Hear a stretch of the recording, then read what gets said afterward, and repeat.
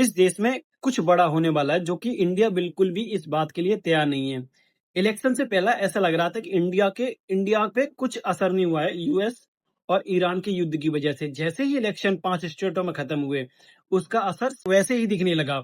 8 मई को आके प्रधानमंत्री नरेंद्र मोदी कहते हैं कि आज से 1 साल तक आप सोना मत खरीदिए, आप विदेशी यात्रा मत करिए, आप जितना हो सकता है बेफिजूल मत खर्च कीजिए, आप फॉरेन ट्रिप पे मत जाइए, आप फॉरेन वेडिंग डेस्टिनेशन को अवॉइड करिए जितना हो सकता है।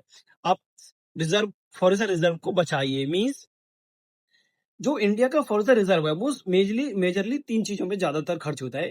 पहला क्रूड ऑयल, दूसरा सोना, तीसरा पाम ऑयल जो हम खाने में यूज करते हैं। भारत अपनी जरूरत का 80% ऑयल इंपोर्ट करता है, जबकि सोना 1000 टन हर साल इंपोर्ट करता है, और ऑयल इस साल 14.7% से उसकी जरूरत बढ़ गई है।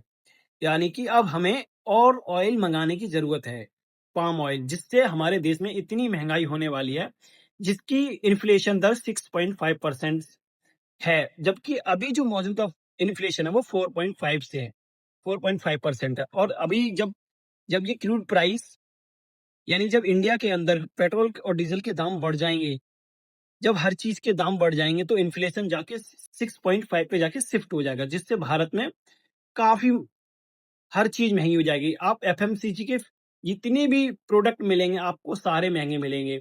चाहे डाबर की बात कर लीजिए, आप मारिको की बात कर लीजिए, हिंदुस्तान यूनिलीवर की बात कर लीजिए, यानी कि जो आप रोजमर्रा की चीजें यूज करते हैं वो आपकी महंगी हो जाएंगी, जो कि भारत अभी भी इसके लिए बिल्कुल भी तैयार नहीं है। अभी भी इसका इम्पैक्ट दिखा है। जो कंपनियां, मेजरली कंपनियां, चाहे नेस्ले हो, हिंदुस्तान यूनिलीवर हो, डाबर हो, जितने भी एफएमसीजी, मारिको हो, इन्होंने अपने प्राइस बढ़ा दिए, लेकिन प्राइस ऐसे नहीं बढ़ाए हैं, उन्होंने उनकी क्वांटिटी कम कर दी, प्राइस सेम रखा है, और उन्होंने क्या किया है, क्वांटिटी को कम कर दिया है। तो हमारी भी जेब, हमको क्या लग रहा है कि अभी प्राइस बढ़े नहीं है, लेकिन उन्होंने क्वांटिटी को कम करके हमारी जेब, हमारे को हमको ऐसा कर दिया कि यहाँ पे देश में कुछ हुआ ही नहीं है। मैं पहले भी इस बात को क्लेम कर चुका हूँ कि जो पेट्रोल की डीजल हैं, पेट्रोल और डीजल के दाम 25 से 28 रुपए बढ़ने वाले हैं। इस बात को गवर्नमेंट ने बिल्कुल भी सीरियस नहीं लिया, क्योंकि उस टाइम पे चल रहे थे इलेक्शन।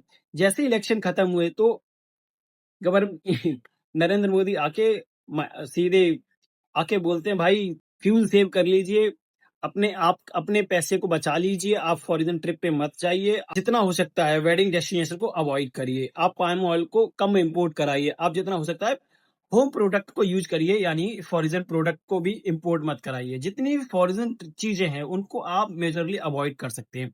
ये प्रधानमंत्री नरेंद्र मोदी का कहना है जब इलेक्शन खत्म हो जाते हैं।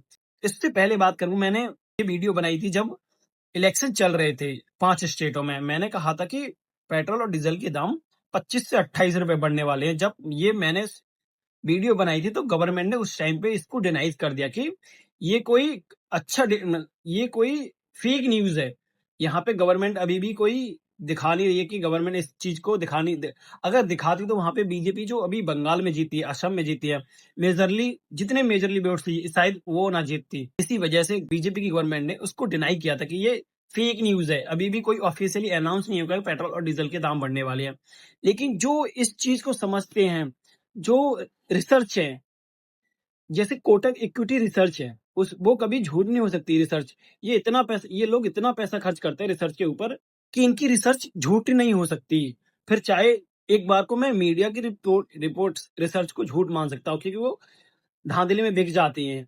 लेकिन जब ये इक्विटी रिसर्च, यानी जो हमारे देश में इंस्टीट्यूट को चलाती है, उस फाइनेंस सेक्टर को चलाती है, वो अगर अगर वो आके इस चीज को कह रही है कि इंडिया के अंदर पेट्रोल और डीजल के दाम बढ़ने वाले हैं, तो आप इसको डिनाई नहीं कर सकते कि पेट्रोल और डीजल के दाम नहीं बढ़ने वाले हैं।